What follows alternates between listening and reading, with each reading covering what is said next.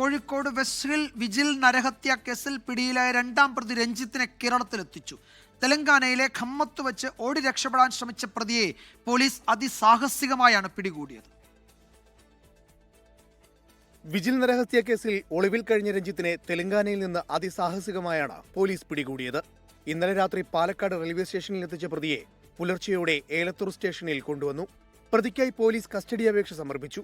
Koyilandy JCM കോടതിയിലാണ് അപേക്ഷ സമർപ്പിച്ചത്. കസ്റ്റഡിയിൽ ലഭിക്കുന്ന മുറയ്ക്ക് പ്രതിയെ സംഭവസ്ഥലത്തെത്തിച്ച് തെളിവെടുപ്പ് നടത്തും. നേരത്തെ ഈ കേസിൽ ഒന്നാം പ്രതി നിഖിലും മൂന്നാം പ്രതി ദീപേഷും പിടിയിലായിരുന്നു. സരോവരത്തെ ചതുപ്പിൽ നിന്ന് കണ്ടെത്തിയ വിജിലിന്റേതെന്ന് കരുതുന്ന അസ്ഥികൾ കോഴിക്കോട് മെഡിക്കൽ കോളേജ് മോർച്ചറിയിൽ സൂക്ഷിച്ചിരിക്കുകയാണ്. DNA ഫലം പുറത്തു വന്നാൽ മാത്രമേ മൃതദേഹം ബന്ധുക്കൾക്ക് വിട്ടു നൽകൂ. 24 കോഴിക്കോട്. ലോകത്തെവിടെയായാലും ഏത് സമയത്തും 24 വാർത്തകളും ഓഗ്മെന്റഡ് റിയാലിറ്റി പാക്കേജുകളും എക്സ്പ്ലെയിനറുകളും വിശദമായി കാണാൻ ഞങ്ങളുടെ YouTube ചാനൽ നിങ്ങൾക്ക് സബ്സ്ക്രൈബ് ചെയ്യാം.